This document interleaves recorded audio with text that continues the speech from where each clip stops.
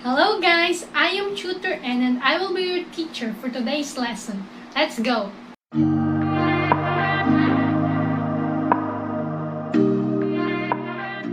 So, in our last video, we tackled about how to divide, multiply, and subtract a fraction.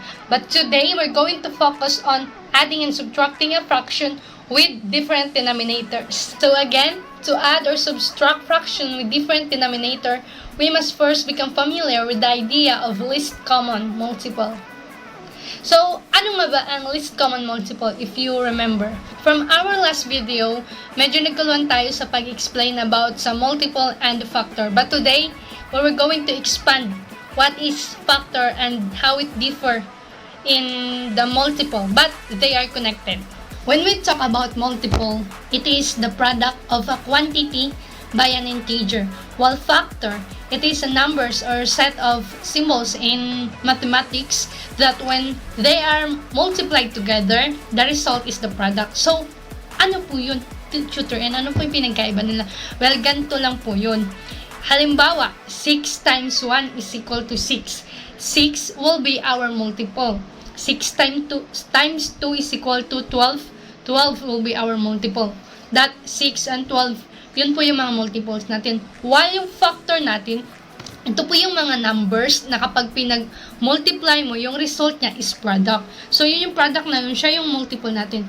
So, factors, yung result niya is magiging multiple. Like, for example, 6 times 1. That two numbers, pinag-times mo sila, yun yung factor. Factor siya ng ng 6. Kasi 6 times 1 is equal to 6. Factor yon ng 6. Like, 6 times 2 is equal to 12. Factor yon ng 12. Then, yung 12, siya yung ating multiple. Gets?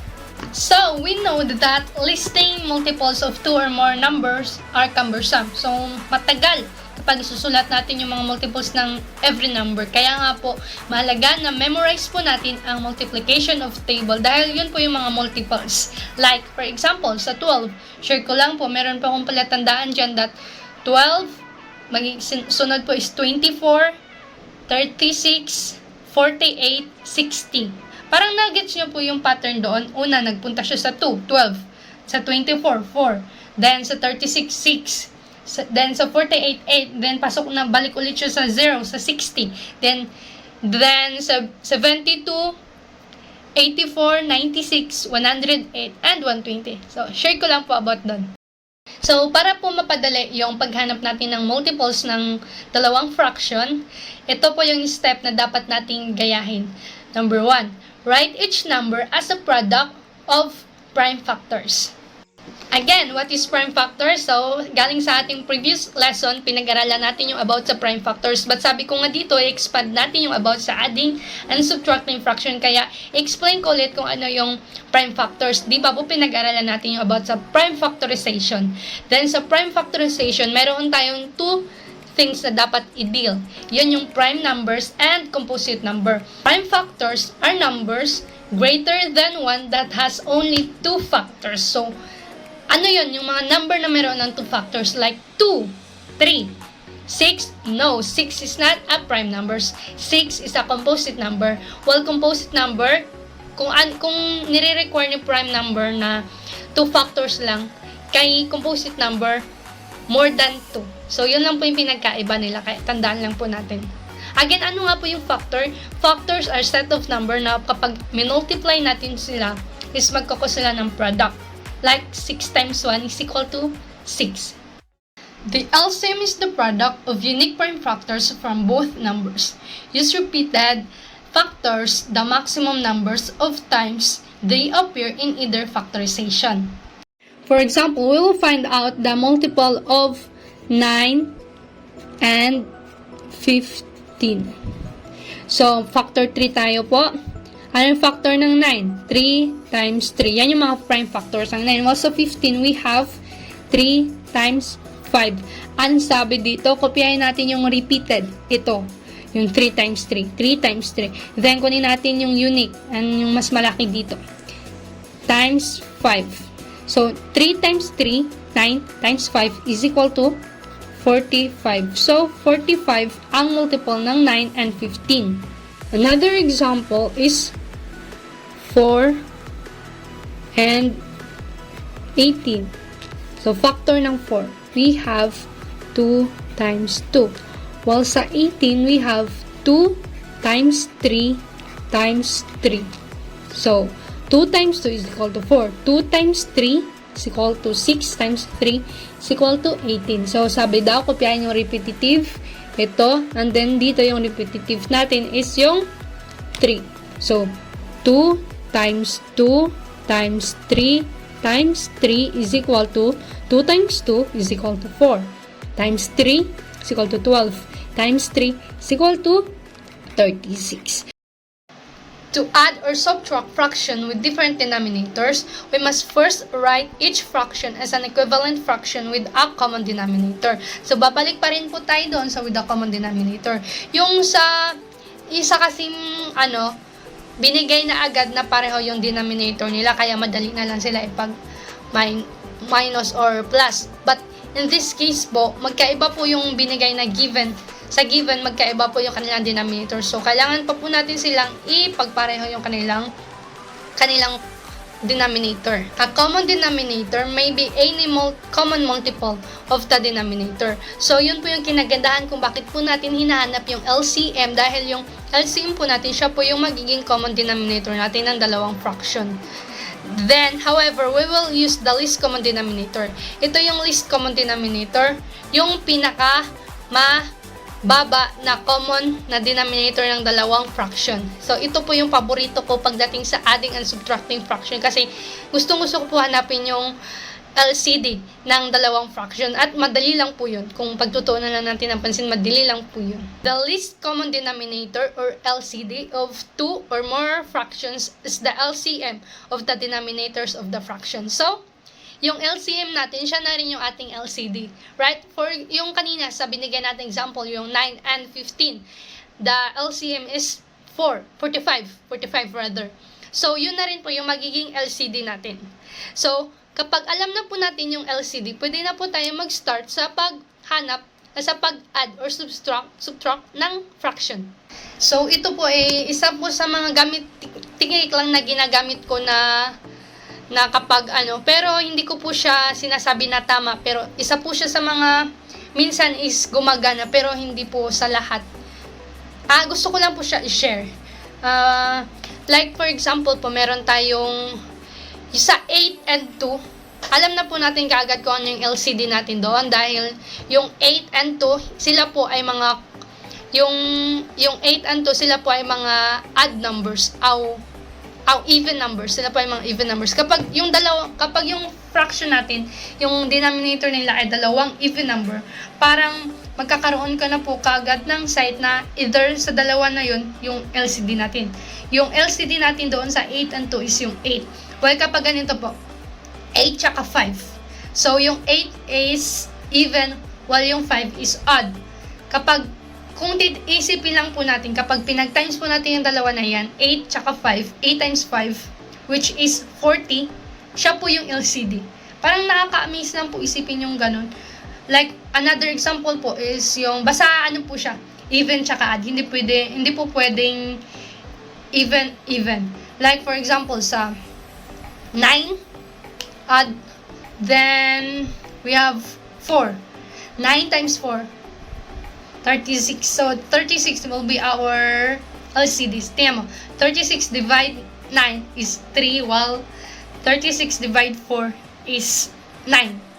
So, parang amaze lang po, diba? Parang iisipin lang natin. Pero, hindi po siya applicable sa lahat. Yun po ay isa lang din sa mga ginagamit ko. Kung hindi po mag-click yung isang technique na ginagamit ko, is iniisip ko rin po yun. So, now proceed na po tayo sa ating operation dito tayo ngayon sa subtraction. So, may given tayo na 1 over 9 less 1 over 15.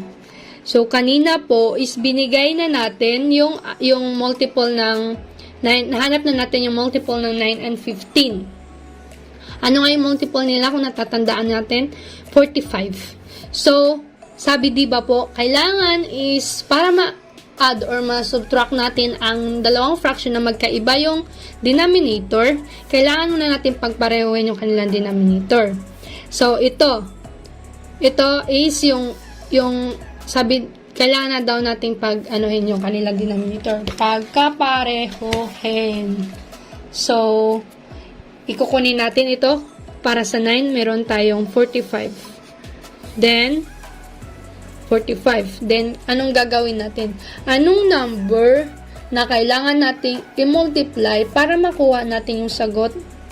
Kailangan nating i-multiply sa 9 para yung sagot is 45. Tandaan?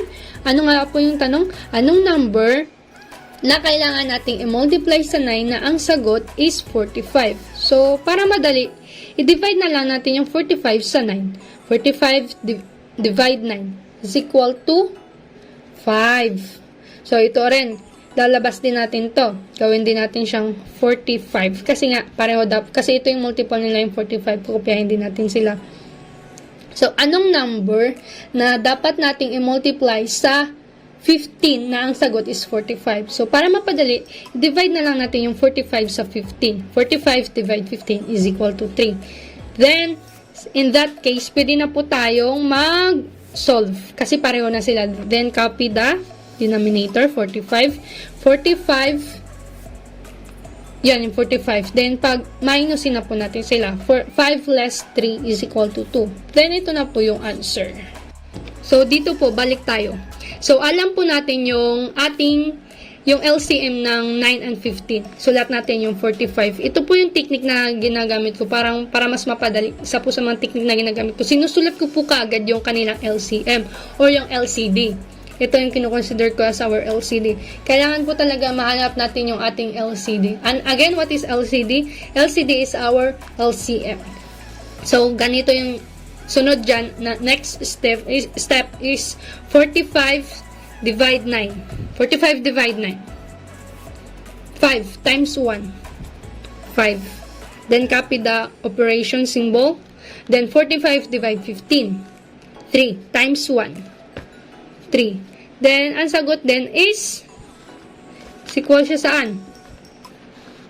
5 less 3, 2 over 45. So, 45. Same lang sila. Ito tsaka ito, same lang sila. So, para sa akin, mas madali po na i-direct po natin siya kagad. Isulat natin kagad yung kanilang LCM. Then, i-divide natin yung 45 sa 9. I-times natin sa 1, 5. 5 divide 15. Times natin sa 1, 3 din. Ganun. Kaysa po sa isulat po natin ito na parang i-common pa po natin sila. Pareho naman po dito. Pwede naman tayong mag-direct. So, parang mas nire-recommend ko po na ganito na lang para mas mabilis. Another problem na isosolve po natin is 5 over 12 plus 3 over 4. So, ito po ay mabilisang pag-iisip. So, ano yung multiple ng 12 and 4?